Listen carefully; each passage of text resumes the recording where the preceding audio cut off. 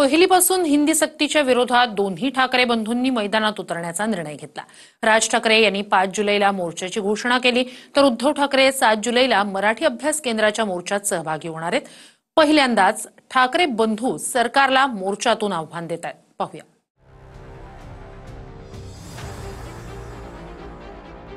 लढाईमध्ये संपूर्ण महाराष्ट्राने उतरावं असं मी महाराष्ट्राला आवाहन करीन। गिरगाव चौपाटीवरून हा मोर्चा निघेल।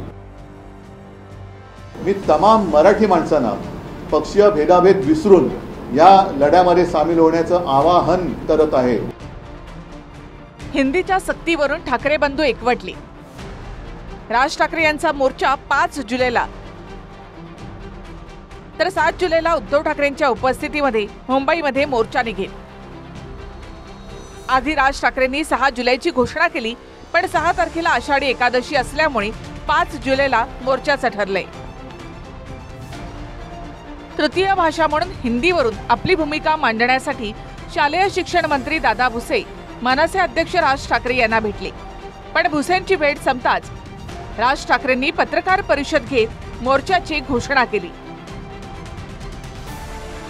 तर मराठी अभ्यास केंद्राच्या दीपक पवार यांच्या मोर्चाला उद्धव ठाकरेंनी उघड पाठिंबा देत सर्व पक्षीयांना मोर्चामध्ये हजर राहण्याचं आवाहन केलं। हिंदी किंवा इतर कुठच्याही भाषेची सक्ती महाराष्ट्रामध्ये होऊ देणार नाही म्हणजे नाही। आणि या गोष्टींसाठी म्हणून मी सर्व पक्षांना आवाहन करतोय की येत्या 6 जुलैला गिरगाव चौपाटीवरून मोर्चा काढायचा निर्णय आम्ही घेतलेला आहे। त्या संपूर्ण मोर्चामध्ये कुठेही कोणताही झेंडा नसेल। तो संपूर्ण मोर्चा हा मराठी माणसाचा असेल। त्या मोर्चाचं नेतृत्व मराठी माणूस करेल। मी दीपकजी आपल्या या आंदोलनाला सक्रिय पाठिंबा देतो आहे। मी तर तुमच्या सोबत आहेच, शिवसेना सोबत आहे, पण त्याचबरोबरीने मी तमाम मराठी माणसांना पक्षीय भेदाभेद विसरून या लढ्यामध्ये सामील होण्याचं आवाहन करत आहे। अस्सल मराठी प्रेमी यांनी सुद्धा या आंदोलनात सहभागी व्हावं। केंद्र सरकारने राष्ट्रीय शिक्षण धोरण आणलेलं आहे, ज्यानुसार त्रिभाषिक सूत्रानुसार मराठी ही सक्तीची पहिली भाषा आहे, दुसरी भाषा इंग्रजी आणि तिसऱ्या भाषेसाठी हिंदीचा पर्याय आहे।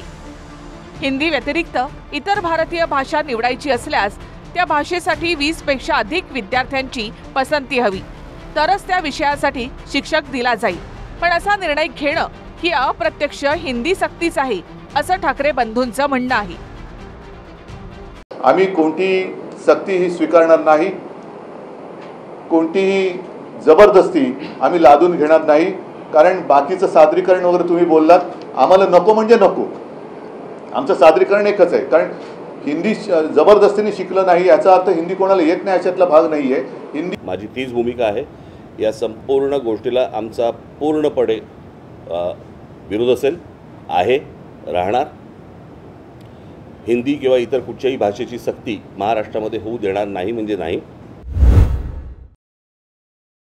आम्हाला हिंदीचं वावडं नाहीये, पण हिंदी सक्तीची याचा अर्थ तुमचा जो एक छुपा एजेंडा आहे की कालांतराने ते त्यांच्या आधी होतं, एक निशान एक प्रधान एक विधान म्हणजे मीच, हा जो त्यांचा आहे। आणि नड्डा जे बोलले होते की कालांतराने देशामध्ये एकच पक्ष राहील, म्हणजे हे सगळं एकाधिकारशाहीकडे यांचं ही वाटचाल सुरू आहे। कालच त्यांनी आणीबाणीला झालेल्या 50 वर्षाचा उल्लेख केला। आता ही भाषिक आणीबाणी ते लागत आहे, ही भाषिक आणीबाणी आहे आणि त्याचा विरोध हा आम्ही तर करणार आहोत। पण मी मगाशी यांच्याशी बोलताना असं म्हटलं की कुठची तरी मोठी गोष्ट ही लपवण्यासाठी म्हणून दुसरीकडे लक्ष वेधण्याचा प्रयत्न होतोय की काय, असा संशय यावा अशी परिस्थिती आहे। हिंदीच्या सक्तीवरून मराठी कलाकार आवाज उठवत नसल्यानं याआधी राऊतांनी सुद्धा टीका केली, त्यामुळे मराठी कलाकारांनी सुद्धा मोर्चामध्ये सहभागी व्हावं अशी विनंती उद्धव ठाकरे यांनी केली। तर कलावंत येतात की नाही ते बघायचंय, असा सूचक इशारा राज ठाकरे यांनी दिलाय। मराठी माणसांना पक्षीय भेदाभेद विसरून या लढ्यामध्ये सामील होण्याचं आवाहन करत आहे। मग याच्यामध्ये आपल्या अगदी मी म्हणेन चित्रपट सृष्टीतले विशेषतः मराठी, मग त्याच्यात मोठी मोठी नावं आहेत, त्यांनी सुद्धा उतरायला पाहिजे। नाही, अनेक लोक ज्यावेळेला इतर तुमच्या माध्यमातून मराठी या विषयावरती बोलत असतात, कळलं का, पण ऐन मोक्याच्या वेळेला येत नाहीत, अशी लोक मला बघायची आहेत ना. मग त्याच्यामध्ये अनेक कलावंत पण असतील.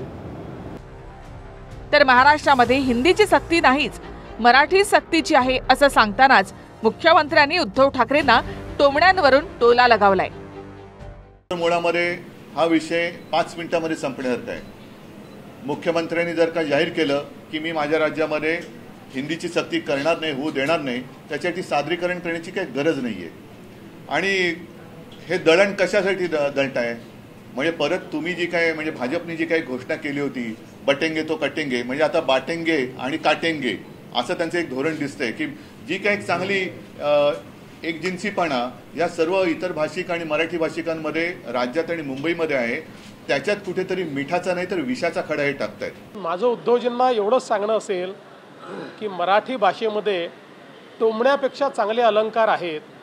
त्या अलंकाराचा त्यांनी उपयोग केला तर अधिक चांगलं होईल. यापेक्षा जास्त मला काहीच सांगायचं नाही, कारण हिंदी सक्ती नाहीच, मराठी सक्ती आहे, हिंदी ऑप्शनल आहे. हिंदीवरून विरोधाला सुरुवात राज ठाकरे यांनी केली होती आणि सरकारची भूमिका स्पष्ट करण्यासाठी शिक्षण मंत्री भुसेंनी राज ठाकरे यांची भेटही घेतली. पण राज ठाकरे यांना हिंदी मान्य नाही असं भुसेंनी भेटीनंतर सांगितलं. हिंदीच्या संदर्भामध्ये त्यांनी स्पष्टपणे त्या ठिकाणी म्हणजे नको अशा पद्धतीची भूमिका त्यांनी ठेवलेली आहे. काहीही त्यांच्यावर परिस्थिती आले, लाचारी मिंदे म्हणतात ते यालाच. हा मिंदेपणा कशासाठी करताय तुम्ही? 5वी नंतर हिंदी घेऊन, मला असं वाटतं हिंदी घेऊन म्हणण्यापेक्षा हिंदी ऑप्शनल असताना हिंदी संस्कृतमध्ये शिकून दादा भुसे झाले का शिक्षण मंत्री? मग विचारलं होतं त्या काय क्रेडिट रेटिंगमध्ये दादा भुसे स्विमिंग येतं का म्हणून. हिंदी सक्तीवरून ठाकरे बंधूंच्या भूमिकेला शरद पवार यांनी सुद्धा पाठिंबा दिलाय. ठाकरे बंधू त्यांचे मी स्टेटमेंट आता बघितलं, ते काही चुकीचं नाही. त्या स्टेटमेंटमध्ये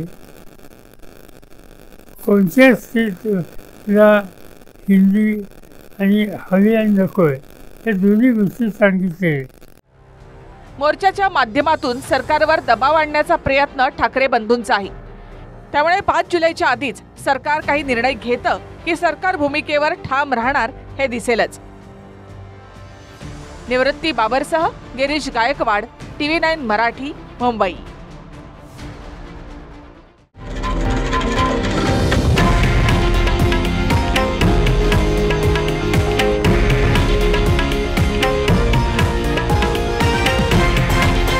हे आहे देशातील नंबर 1 न्यूज नेटवर्क आणि आपण पाहत आहात TV9 मराठी, एकमेव.